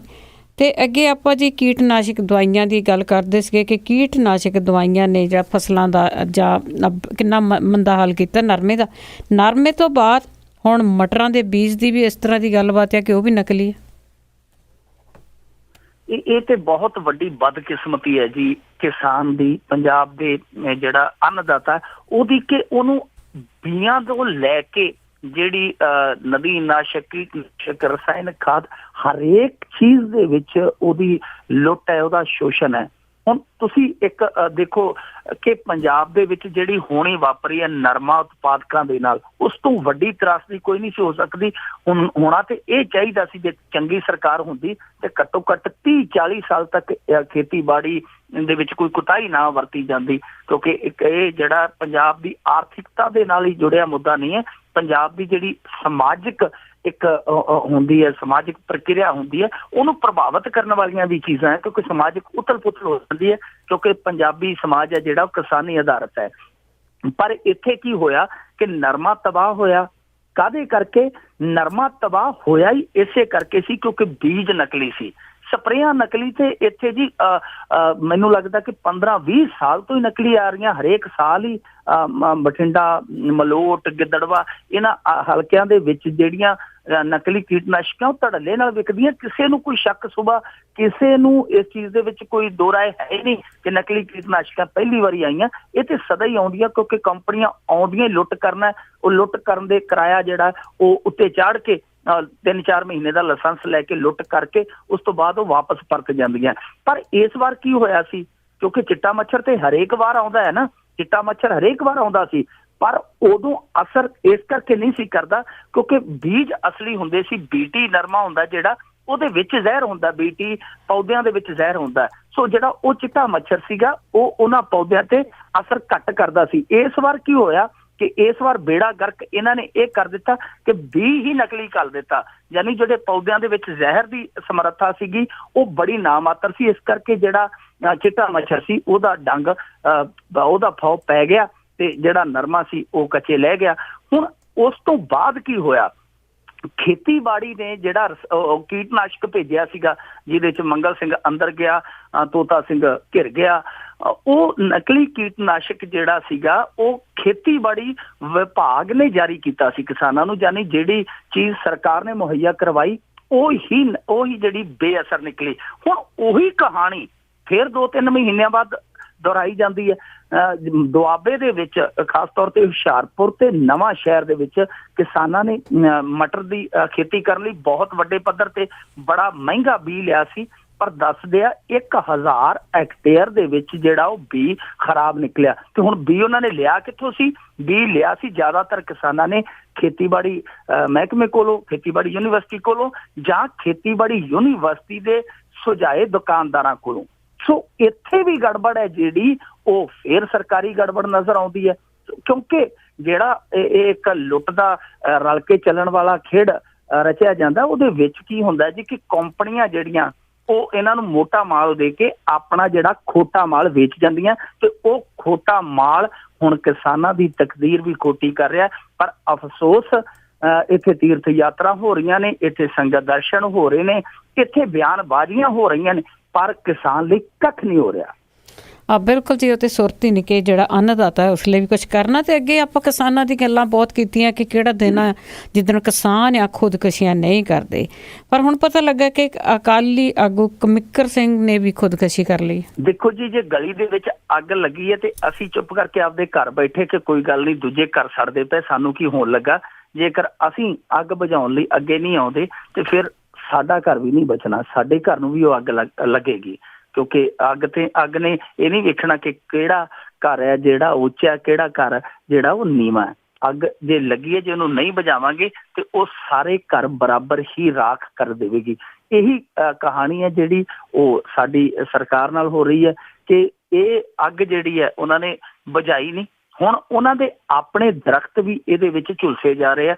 ਇਹ ਕਮਿੱਕਰ ਸਿੰਘ ਸੀਗੇ ਜੀ, ਬਲਾਕ ਸੰਮਤੀ ਦੇ ਮੈਂਬਰ ਸੀਗੇ ਮਹਿਲ ਕਲਾਂ ਦੇ, ਔਰ ਬਹੁਤ ਵਧੀਆ ਇਨਸਾਨ ਗਿਣੇ ਜਾਂਦੇ ਸੀ ਉਸ ਇਲਾਕੇ ਦੇ ਵਿੱਚ, ਦੱਸਦੇ ਆ। ਹੈ ਤੇ ਬੇਸ਼ੱਕ ਅਕਾਲੀ ਸਨ, ਔਰ ਅਕਾਲੀ ਵੀ ਵਧੀਆ ਇਨਸਾਨ ਹੁੰਦੇ ਆ, ਇਸ ਗੱਲ ਦੇ ਵਿੱਚ ਕੋਈ ਉਹ ਨਹੀਂ ਹੈ ਕਿ ਆਪਾਂ ਕਹਿ ਦਈਏ ਕਿ ਸਾਰੇ ਅਕਾਲੀ ਮਾੜੇ ਹੋਣਗੇ। ਇਹ ਬਹੁਤ ਮਿਲਣਸਾਰ ਬੰਦੇ ਸੀਗੇ, ਬਹੁਤ ਚੰਗੇ ਇਨਸਾਨ ਸੀਗੇ, ਬੜੀ ਇੱਜ਼ਤ ਸੀਗੀ ਉਸ ਇਲਾਕੇ ਦੇ ਵਿੱਚ। ਪਰ ਅਚਨਚੇਤ ਕੱਲ ਜੋ ਇਹਨਾਂ ਨੇ ਸੈਰ ਨਿਕਲੇ, ਸੈਰ ਦੇ ਜਾ ਕੇ ਇਹਨਾਂ ਨੇ ਆਪਣੇ ਆਪ ਨੂੰ ਖਤਮ ਕਰ ਲਿਆ ਗੋਲੀ ਮਾਰ ਕੇ ਆਪਣੇ ਰਿਵਾਲਵਰ ਨਾਲ। ਉਹ ਸਾਰੇ ਦੰਗ ਰਹਿ ਗਏ ਕਿ ਕਹਾਣੀ ਕੀ ਹੈ। ਕਹਾਣੀ ਬਾਅਦ ਦੇ ਵਿੱਚ ਇਹ ਨਿਕਲੀ ਕਿ ਇਹਨਾਂ ਨੇ ਲੱਖਾਂ ਰੁਪਇਆ ਜਿਹੜਾ ਸੀ ਉਹ ਕਰਜ਼ ਵਜੋਂ ਦੇਣਾ ਸੀਗਾ, ਤੇ ਜਿਹਦਾ ਦੇਣਾ ਸੀ ਉਹਨੇ ਮੰਗਣਾ ਹੀ ਸੀਗਾ। ਉਹ ਪਰੇਸ਼ਾਨੀਆਂ ਤੋਂ ਤੰਗ ਆ ਕੇ ਉਹਨਾਂ ਪਰੇਸ਼ਾਨੀਆਂ ਦਾ ਖਾਤਮਾ ਜਿਹੜਾ ਉਹਨਾਂ ਨੇ ਆਪਣੀ ਜ਼ਿੰਦਗੀ ਦੇ ਖਾਤਮੇ 'ਚ ਵੇਖਿਆ, ਤੇ ਇਹ ਜਿਹੜਾ ਫੈਸਲਾ ਉਹਨਾਂ ਨੇ ਲੈ ਲਿਆ। ਬੇਸ਼ੱਕ ਖੁਦਕੁਸ਼ੀ ਹੈ ਜਿਹੜੀ ਉਹ ਜ਼ਿੰਦਗੀ ਦੀਆਂ ਉਲਝਣਾਂ ਦਾ ਹੱਲ ਨਹੀਂ ਹੈ, ਪਰ ਇਹ ਜਿਹੜਾ ਕਿਸਾਨਾਂ ਦਾ ਮਰਨਾ, ਇਹਦੇ ਪਿੱਛੇ ਕਰਜ਼ਾ ਜਿਹੜਾ ਉਹ ਇੱਕੋ ਇੱਕ ਕਾਰਨ, ਮੋਟਾ ਕਾਰਨ ਇਹ ਲੱਗਦਾ।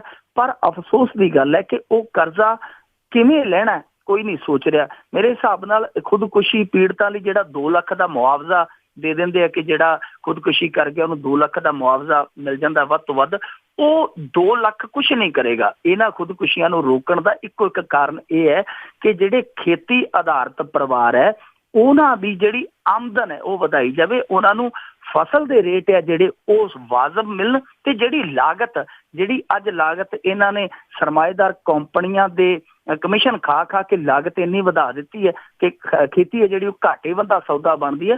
ਉਸ ਘਾਟੇਵੰਦਤਾ ਚੋਂ ਕੱਢ ਕੇ ਫਾਇਦੇਮੰਦਤਾ 'ਚ ਲਿਜਾਣਾ ਹੀ ਇੱਕੋ ਇੱਕ ਹੱਲ ਹੈ। ਨਹੀਂ ਤਾਂ ਇਹਦੇ 'ਚ ਅਕਾਲੀ ਵੀ ਖੁਦਕੁਸ਼ੀਆਂ ਕਰਨਗੇ, ਕਾਂਗਰਸੀ ਵੀ ਕਰਨਗੇ, ਕੱਲ ਨੂੰ ਹੋਰ ਕੋਈ ਪਾਰਟੀ ਆ ਗਈ ਉਹਦੇ ਨਾਲ ਜੁੜੇ ਵੀ ਕਿਸਾਨ ਕਰਨਗੇ, ਕਿਉਂਕਿ ਇਹ ਜੰਗਲ ਦੀ ਅੱਗ ਕਿਸੇ ਵੀ ਰੁੱਖ ਨੂੰ ਬਖਸ਼ਣ ਵਾਲੀ ਨਹੀਂ ਹੈ।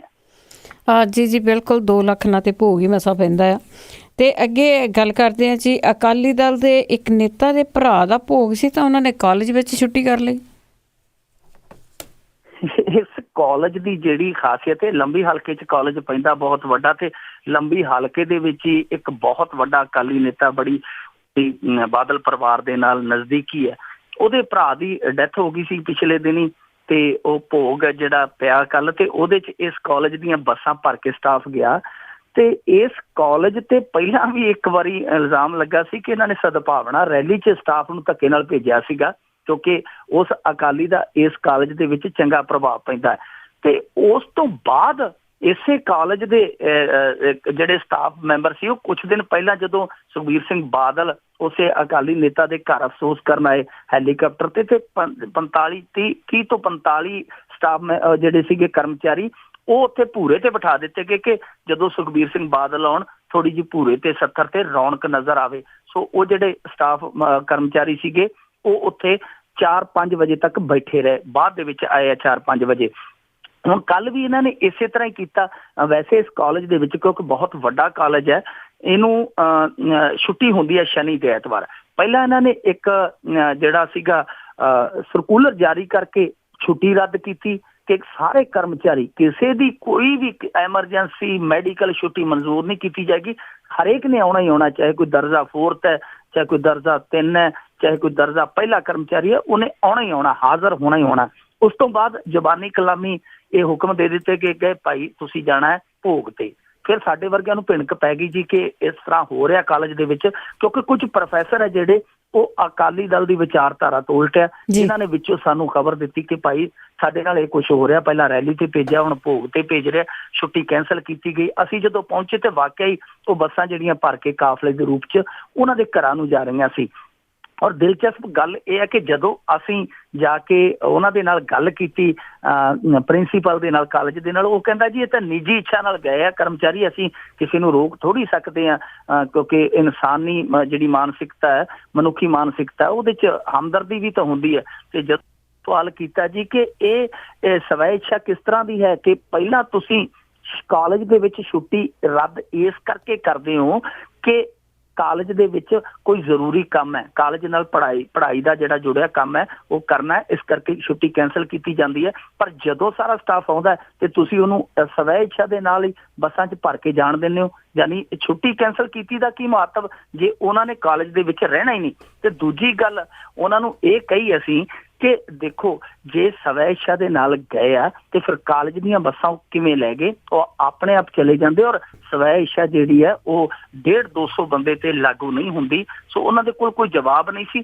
ਪਰ ਇਸ ਤਰ੍ਹਾਂ ਹੁੰਦਾ ਪਿਆ ਜੀ, ਸਕੂਲ ਹੋਵੇ, ਕਾਲਜ ਹੋਵੇ ਜਾਂ ਕੋਈ ਹੋਰ ਸੰਸਥਾਨ ਹੋਵੇ, ਅੱਜ ਕੱਲ੍ਹ ਉਹਦੀ ਦੁਰਵਰਤੋਂ ਹੈ ਜਿਹੜੀ ਉਹ ਰੱਜ ਕੇ ਸਿਆਸੀ ਹਿੱਤਾਂ ਲਈ ਕੀਤੀ ਜਾ ਰਹੀ ਹੈ। ਬਿਲਕੁਲ ਕੋਈ ਵੀ ਕਾਇਦਾ ਕਾਨੂੰਨ ਨਹੀਂ ਜੀ ਕੋਈ ਵੀ ਰਹਿ ਗਿਆ। ਤੇ ਅੱਗੇ ਮੇਰਾ ਅਖੀਰਲਾ ਸਵਾਲ ਹੈ ਕਿ ਜਿਸ ਤਰ੍ਹਾਂ ਤੇਲ ਦੀਆਂ ਕੀਮਤਾਂ, ਜਿੱਦਾਂ ਗੈਸ ਕਹਿੰਦੇ ਆ, ਇਹਦੀਆਂ ਕੀਮਤਾਂ ਆ ਜਿਹੜੀਆਂ ਡਿੱਗ ਰਹੀਆਂ, ਦੁਨੀਆ ਭਰ ਦੇ ਵਿੱਚ ਡਿੱਗ ਰਹੀਆਂ, ਪਰ ਇਸ ਹਿੰਦੁਸਤਾਨ ਦੇ ਵਿੱਚ ਫਿਰ ਵੀ ਲੁੱਟ ਕੇ ਖਾਧਾ ਜਾ ਰਿਹਾ, ਕੋਈ ਕੀਮਤਾਂ ਨੂੰ ਫਰਕ ਨਹੀਂ। ਇਹ ਤੇਲ ਦਾ ਖੇਲ ਹੈ ਜਿਹੜਾ ਹਿੰਦੁਸਤਾਨ ਦੇ ਵਿੱਚ, ਭਾਰਤ ਦੇ ਵਿੱਚ ਬੜਾ ਕਾਲਾ ਹੈ ਜੀ। ਜੇ ਤੇ ਮਹਿੰਗਾ ਹੋ ਜਾਵੇ ਤੇਲ ਉੱਤੇ, ਜਿਹੜਾ ਕਰੂਡ ਆਇਲ ਉਹਦਾ ਰੇਟ ਉੱਤੇ ਚੜ ਜਾਵੇ ਤੇ ਜਿਹੜੀ ਸਰਕਾਰ ਉਹ ਹੱਥ ਖੜੇ ਕਰਕੇ ਕਹਿੰਦੀ ਹੈ ਕਿ ਤੇਲ ਕੰਪਨੀਆਂ ਨੂੰ ਕਿ ਤੁਸੀਂ ਆਪਦਾ ਘਾਟਾ ਪੂਰਾ ਕਰ ਲਓ, ਜਨਤਾ ਜਾਵੇ ਟੱਠੇ ਖੂਹ 'ਚ। ਜਦੋਂ ਉੱਤੋਂ ਤੇਲ ਦੀਆਂ ਕੀਮਤਾਂ ਹੁਣ ਰਿਕਾਰਡ ਤੋੜ ਘਾਟੇ 'ਚ ਗਈਆਂ ਤਾਂ ਜਿਹੜੀ ਭਾਰਤ ਸਰਕਾਰ ਸੀ ਉਹਨੇ ਆਪਣੇ ਹੱਥ ਰੰਗਣੇ ਜਿਹੜੇ ਸ਼ੁਰੂ ਕਰ ਦਿੱਤੇ। ਦੇਖੋ ਹੁਣ ਇਸ ਮਹੀਨੇ ਦੇ ਵਿੱਚ ਜੇ ਲਾਈਏ ਤੇ 2 ਵਾਰੀ ਐਕਸਾਈਜ਼ ਡਿਊਟੀ ਵਧਾ ਦਿੱਤੀ। ਪਿਛਲੇ ਸਾਲ 4 ਮਹੀਨਿਆਂ 'ਚ ਇਹਨਾਂ ਨੇ 4 ਵਾਰੀ ਐਕਸਾਈਜ਼ ਡਿਊਟੀ ਵਧਾ ਦਿੱਤੀ। ਜਿਵੇਂ ਜਿਵੇਂ ਰੇਟ ਘਟਦੇ ਜਾਂਦੇ ਆ ਕਰੂਡ ਆਇਲ ਦੇ, ਉਦਾਂ ਹੀ ਇਹਨਾਂ ਦੀ ਜਿਹੜੀ ਉਹ ਕਮਾਈ ਕਰਨ ਵਾਲੀ ਇੱਛਾ ਉਹ ਪ੍ਰਬਲ ਹੁੰਦੀ ਜਾਂਦੀ ਹੈ। ਹੁਣ ਫਿਰ ਇਹਨਾਂ ਨੇ ਐਕਸਾਈਜ਼ ਡਿਊਟੀ ਵਧਾ ਦਿੱਤੀ, ਡੀਜ਼ਲ ਤੇ 2 ਰੁਪਏ ਤੇ ਪੈਟਰੋਲ ਤੇ 37 ਪੈਸੇ। ਯਾਨੀ ਇਹਦਾ ਮਤਲਬ ਜਿਹੜਾ ਲਾਭ ਜਨਤਾ ਨੂੰ ਮਿਲਣਾ ਹੈ ਉਹ ਇਹ ਲਾਭ ਆਪਣੀ ਜੇਬ ਦੇ ਵਿੱਚ ਪਾਉਂਦੇ ਜਾ ਰਹੇ ਆ। ਪਿਛਲੇ ਸਾਲ 2014-15 'ਚ ਵੀ ਇਹਨਾਂ ਨੇ ਇਸੇ ਤਰ੍ਹਾਂ ਕੀਤਾ ਕਿ ਜੋ ਘਾਟਾ ਜੋ ਪੈਣਾ ਸੀਗਾ ਰੇਟ ਦੇ ਵਿੱਚ ਤੇ ਜੋ ਲੋਕਾਂ ਨੂੰ ਫਾਇਦਾ ਹੋਣਾ ਸੀ ਉਹ ਇਹਨਾਂ ਨੇ ਆਪਣੀ ਜੇਬ ਦੇ ਵਿੱਚ ਪਾ ਲਿਆ। ਤੇ ਪਿਛਲੇ ਸਾਲ 1,45,000 ਕਰੋੜ ਰੁਪਇਆ ਇਹਨਾਂ ਨੇ ਕਮਾਇਆ ਐਕਸਾਈਜ਼ ਡਿਊਟੀ ਵਧਾ ਕੇ। ਯਾਨੀ ਜਿਹੜੀ ਜਨਤਾ ਨੂੰ ਫਾਇਦਾ ਮਿਲਦੀ ਸੀ, ਜਿਹੜੀ ਜਨਤਾ ਨੂੰ ਰਾਹਤ ਮਿਲਣੀ ਸੀਗੀ, ਉਹ ਇਹਨਾਂ ਨੇ ਆਪਣੀ ਜੇਬ 'ਚ ਪਾ ਲਈ। ਤੇ ਐਤਕੀ ਵੀ ਇਸ ਸਾਲ ਜਿਹੜਾ 2015-16 ਹੈ, ਇਹਦੀ ਪਹਿਲੀ ਤਿਮਾਹੀ ਦੇ ਵਿੱਚ ਇਹ 33,042 ਕਰੋੜ ਰੁਪਇਆ ਕਮਾ ਗਏ ਐਕਸਾਈਜ਼ ਡਿਊਟੀ ਵਧਾ ਕੇ। ਹੁਣ ਪੈਟਰੋਲ ਦੀਆਂ ਜਿਹੜੀਆਂ ਕੀਮਤਾਂ ਹੈ ਜਿਸ ਹਿਸਾਬ ਨਾਲ 10-11 ਸਾਲ ਤੋਂ ਮਤਲਬ ਕਿ 11 ਸਾਲ ਦੇ ਵਕਫੇ ਤੋਂ ਪਹਿਲੀ ਵਾਰ ਇਹ ਕਰੂਡ ਆਇਲ ਦੀਆਂ ਜਿਹੜੀਆਂ ਕੀਮਤਾਂ ਇਹਨੇ ਹੇਠਲੇ ਪੱਧਰ ਤੇ ਗਈਆਂ। ਜੇ ਉਸ ਪੱਧਰ ਨੂੰ ਆਂਕੀਏ, ਉਸ ਪੱਧਰ ਨੂੰ ਗਿਣੀਏ ਤੇ ਪੈਟਰੋਲ ਸਾਰੇ ਟੈਕਸ ਪਾ ਕੇ ਸੁਧਾਈ ਦਾ ਹੈ ਜਾਂ ਆਵਾਜਾਈ ਦਾ ਹੈ ਜਾਂ ਐਕਸਾਈਜ਼ ਹੈ ਜਾਂ ਕਸਟਮ ਹੈ, ਸਾਰੇ ਟੈਕਸ ਪਾ ਕੇ ਵੀ ਇੱਥੇ 40 ਕੁ ਰੁਪਏ ਬਣਦਾ। ਪਰ ਜਿਹੜੀ ਹਿੰਦੁਸਤਾਨ ਦੀ ਗੌਰਮੈਂਟ ਹੈ ਉਹ ਹਾਲੇ ਵੀ 65-70 ਵੇਚ ਕੇ ਦੁੱਗਣੀ ਕਮਾਈ ਕਰ ਰਹੀ ਹੈ। ਹੁਣ ਜੇ ਮੈਂ ਮੋਟਾ ਜਿਹਾ ਉਦਾਹਰਨ ਦੇਣਾ, ਜੇ ਆਪਾਂ ਦੇਖੀਏ ਉਸ ਉਦਾਹਰਨ ਨੂੰ, ਤੇ ਜਿਹੜਾ 57% ਜਿਹੜਾ ਤੇਲ ਹੈ, ਕੱਚਾ ਤੇਲ, ਉਹ ਸਸਤਾ ਹੋਇਆ। ਪਰ ਭਾਰਤ ਦੀ ਜਨਤਾ ਨੂੰ ਫਾਇਦਾ ਕਿੰਨਾ ਦਿੱਤਾ ਗਿਆ? ਸਿਰਫ 7%। ਯਾਨੀ ਜਿਹੜੀ 50% ਕਮਾਈ ਸੀਗੀ ਉਹ ਸਰਕਾਰ, ਮੋਦੀ ਸਰਕਾਰ, ਉਹ ਸਰਕਾਰ ਆਪਦੇ ਗੀਜ਼ੇ 'ਚ ਪਾ ਗਈ, ਜਿਹਨੇ ਕਿਹਾ ਸੀ ਅੱਛੇ ਦਿਨ आने वाले हैं। ਜੀ ਬਹੁਤ ਬਹੁਤ ਧੰਨਵਾਦ ਮਿੰਟੂ ਗੁਰਸਰੀਆ ਜੀ, ਤੁਸੀਂ ਸਾਡੇ ਨਾਲ ਜੁੜੇ ਤੇ ਜੋ ਕੁਝ ਵੀ ਘਟਨਾਵਾਂ ਵਾਪਰ ਰਹੀਆਂ ਉਹਨਾਂ ਬਾਰੇ ਚਰਚਾ ਕੀਤੀ। ਬਹੁਤ ਬਹੁਤ ਧੰਨਵਾਦ। शुक्रिया जी, धन्यवाद। ਅੱਜ ਸਰੋਤੇ ਸਨ ਮਿੰਟੂ ਗੁਰਸਰੀਆ ਜੀ ਸਾਡੇ ਨਾਲ ਜੁੜਦੇ ਨੇ ਇੱਥੇ ਖਬਰਾਂ ਤੇ ਆਪਾਂ ਨਜ਼ਰ ਮਾਰਦੇ ਹਾਂ ਜੀ। ਅਤੇ ਜੀ ਸਰੋਤੇ ਸਾਡੇ ਨਾਲ ਵਾਅਦਾ ਕੀਤਾ ਸੀਗਾ ਕਿ ਜਿੰਨੀ ਦੇਰ ਤੱਕ ਬਲਤੇਜ ਬੰਨੂ ਨਹੀਂ ਆਉਂਦੇ ਤੇ ਅਸੀਂ ਕੋਸ਼ਿਸ਼ ਕਰਾਂਗੇ ਕਿ ਆਜ਼ਨਾਮਾ ਤੁਹਾਡੇ ਤੱਕ ਪਹੁੰਚਾਉਂਦੇ ਰਹੀਏ। ਅੱਜ ਦਾ ਆਜ਼ਨਾਮਾ ਜੀ ਲਿਖਿਆ ਅੰਨਾ ਨੇ ਮੋਦੀ ਦੇ ਵੱਲ ਪੱਤਰ, ਕਹਿੰਦਾ ਕੀਤਾ ਤੂੰ ਬਹੁਤ ਨਾਰਾਸ਼ ਮੋਦੀ, ਆਗੂ ਦੇਸ਼ ਦਾ ਬਣਨ ਦੇ ਲਈ ਪਹਿਲਾਂ ਦਿੰਦਾ ਰਿਹਾ ਸੀ ਕਈ ਵਿਸ਼ਵਾਸ ਮੋਦੀ, ਕੀਤਾ 19 ਮਹੀਨੇ ਦਾ ਰਾਜ ਜਿਹੜਾ ਹੋਇਆ ਕੰਮ ਨਾ ਜਾਪਦਾ ਖਾਸ ਮੋਦੀ, ਮੈਨੂੰ ਪਤਾ ਤੂੰ ਚਿੱਠੀ ਨਹੀਂ ਪੜਨ ਲੱਗਾ, ਸਾਨੂੰ ਇੰਨੀ ਵੀ ਨਹੀਂ ਆਸ ਮੋਦੀ, ਡਸਟਬਿਨ ਕੋਈ ਸਣੀ ਦਾ ਕੋਲ ਧਰਿਆ, ਸਭ ਕੁਝ ਉਹਦੇ ਹਵਾਲੇ ਤੂੰ ਕਰੀ ਜਾਂਦਾ, ਪਿਛਲੇ ਵਾਅਦਿਆਂ ਦੇ ਨਾਲ ਖਤ ਪੱਤਰ ਜੋ ਵੀ ਸੁੱਟੇ ਤੂੰ ਸਾਰਾ ਉਚਰੀ ਜਾਂਦਾ, ਪਿਛਲੇ ਵਾਅਦਿਆਂ ਦੇ ਨਾਲ ਖਤ ਪੱਤਰ ਜੋ ਵੀ ਸੁੱਟੇ ਤੂੰ ਸਾਰਾ ਉਚਰੀ ਜਾਂਦਾ। ਤੇ ਸਾਰੇ ਸਰੋਤਿਆਂ ਨੂੰ ਬਲਵਿੰਦਰ ਕੌਰ ਵੱਲੋਂ ਬਹੁਤ ਹੀ ਪਿਆਰ ਭਰੀ ਸਤਿ ਸ੍ਰੀ ਅਕਾਲ।